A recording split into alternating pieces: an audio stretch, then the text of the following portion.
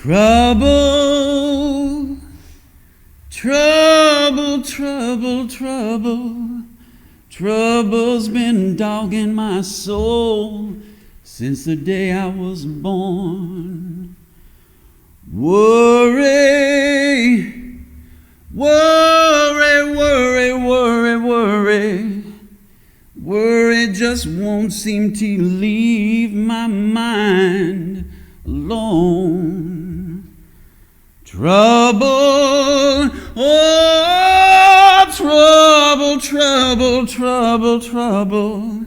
Feels like every time I get back on my feet, she come around and knock me down again. Worry, worry, worry, worry, worry. Sometimes I swear it feels like this worry is my only friend.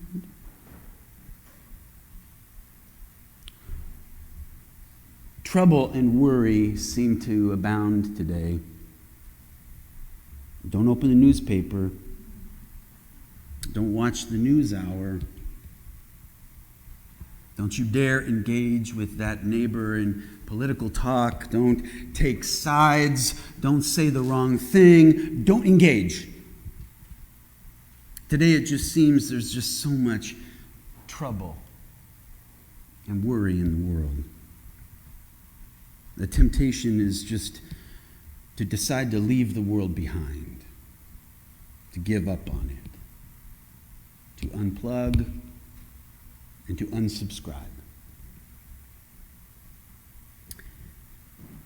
You won't hear this from a pulpit very often, but I can tell you today, my friends, I don't have all the answers. I don't even have most answers. But what I do know, and what I am sure of, is that there is something to be done in the world today. In the face of hatred and terror, in the face of trouble and worry, the only antidote for hate is love. The only antidote for hate and fear-mongering and bullying and terror is to let your light shine, and let your light shine bright for all the world to see.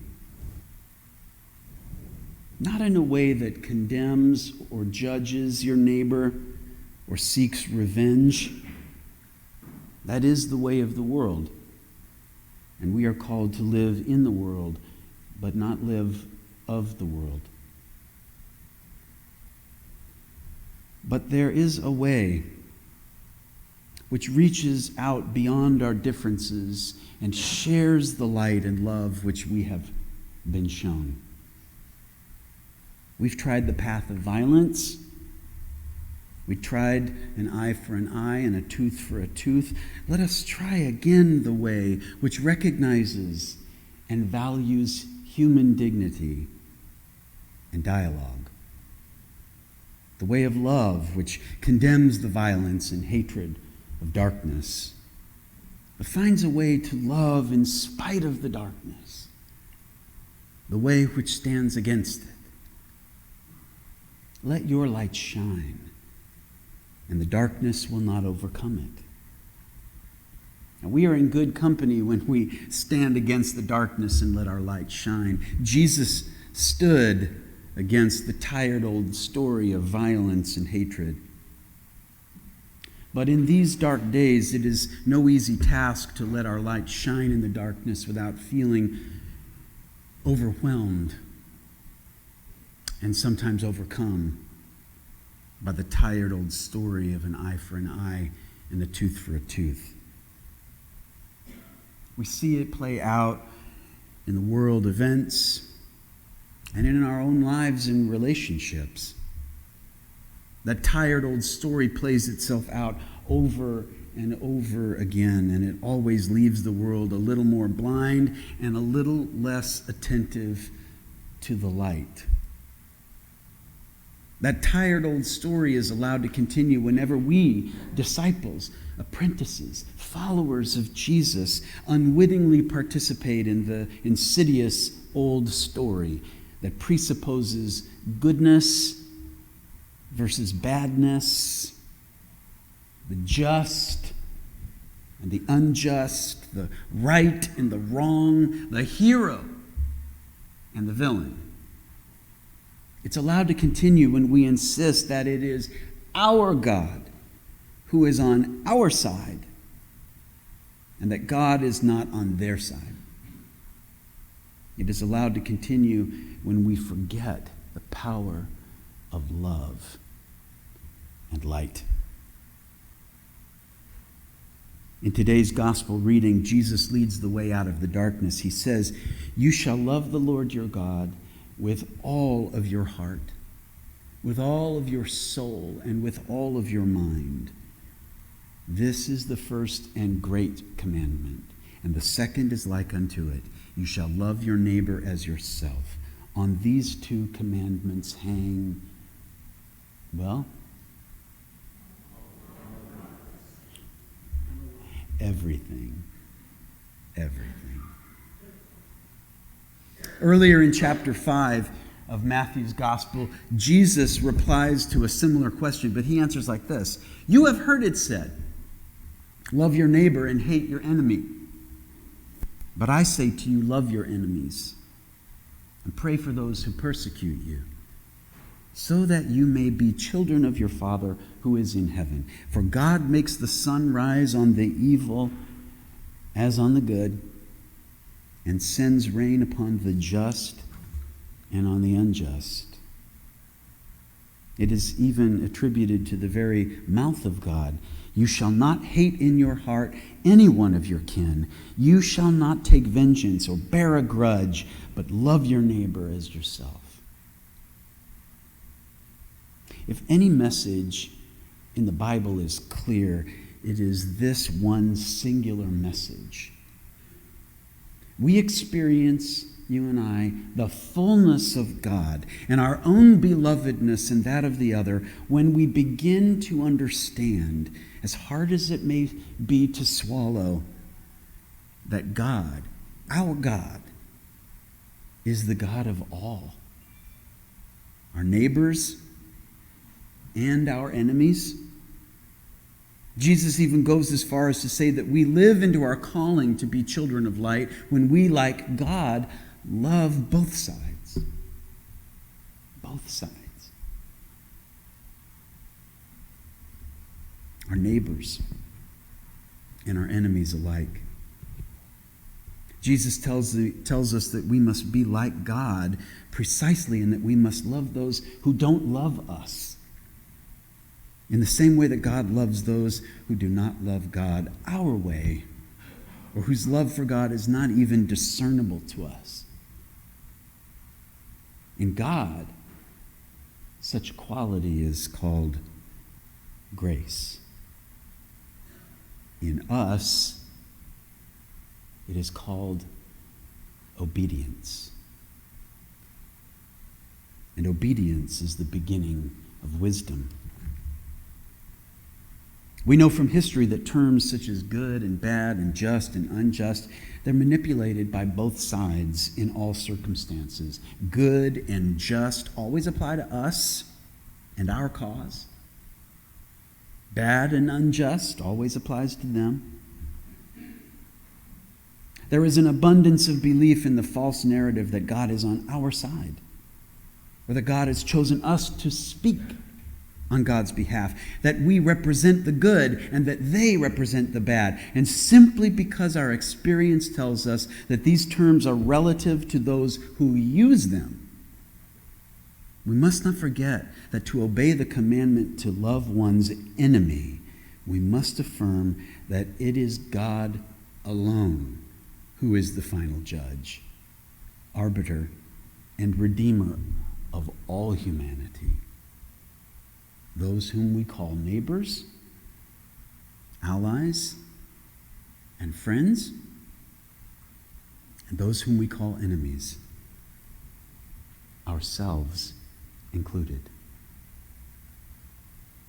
And so we take our place in our time in line right behind the Pharisees, our brothers, and the Sadducees, our brothers, and we ask the thing which still sticks in our throats, which we cannot easily ignore or dismiss. If we truly claim to follow the cross of Christ, if we can truly call ourselves Christians, if we claim to obey God and the Father of all, we must ask ourselves, who then is my enemy? Who then is beyond the love and grace of the one who created us and calls us all children? Who then is our neighbor? Who is worthy of love and dignity and mercy? We must demand of ourselves, in our time and place, to obey God's commandment to love one another, to love our enemies, and show grace to those who persecute us. Dietrich Bonhoeffer, the early 20th century theologian and martyr at the hands of the Nazis, called such grace costly grace in his book, The Cost of Discipleship, which we're studying on our Tuesday men's book group. He writes this: such grace is costly because it calls us to follow, and it is grace because it calls us to follow Jesus. It is costly because it costs a man his life. And it is grace because it gives a man the only true life. It is costly because it condemns sin, and grace because it justifies the sinner. Above all, it is costly because it cost God the Son, the life of God's own Son. You were bought at a price. And what has cost God much cannot be cheap for us. Above all, it is grace because God did not reckon the Son too dear a price to pay for our life, but delivered him up for us on a cross. Costly grace is the very incarnation of God. To obey the commandment to love our enemies in the face of all that makes them our enemies, whether they be insurrectionists or religious extremists, Republicans, Democrats, pacifists, or gun rights activists. The command to love one another is the one commandment which affirms the reality which history proves time and time again, and which is affirmed in the long view story of the Bible. That is, that we are, all of us, God's own children. Every single last one of us. And that God's plan to redeem and gather all of humanity to God's loving self will not be today, nor has it ever been, nor can it ever be thwarted. God is love, and love wins. Love is the only way. Love wins when we love one another, but not just when we love those who don't look like us and who don't act like us and who don't worship like us and who have different political opinions than us. Those whom we call our enemies, we must let our lights shine. Love wins when we listen to our enemies' hopes and fears. Love wins when we seek to learn what is right about what is wrong and what is wrong about what we know to be right. Love wins when we, as one of my beloved seminary professors used to say, we learn to understand the Bible as the radical book of judgment and redemption for all sides that it is, rather than as the support for our side, which every side misreads it to be. Loving our enemy is for us today precisely the means of listening to the voice of God in these days of injustice and of violence, in the tormented cries of our neighbors and our enemies. In these all too familiar days following yet another mass shooting, yet another war.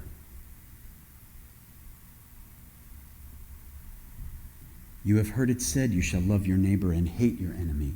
But I say to you, says Jesus, love your enemies and pray for those who persecute you, so that you may be children of your Father who is in heaven.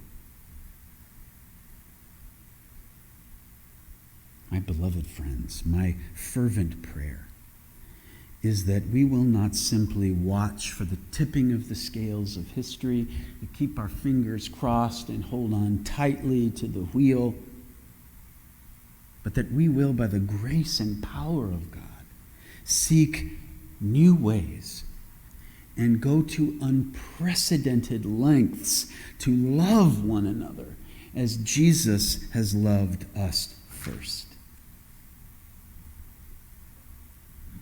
I'm going to leave you with this quote by MLK. I quote him a lot because he's worth following. Love your enemies.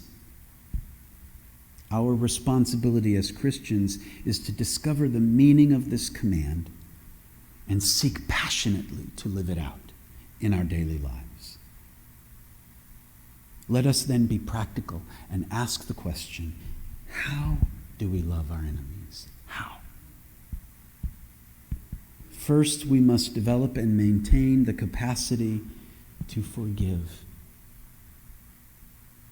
She who is devoid of the capacity to forgive is devoid of the capacity to love. It is impossible even to begin the act of loving one's enemies without the prior acceptance of the necessity over and over again of forgiving those who inflict evil and injury upon us. I have decided to stick with love. Hate is too great a burden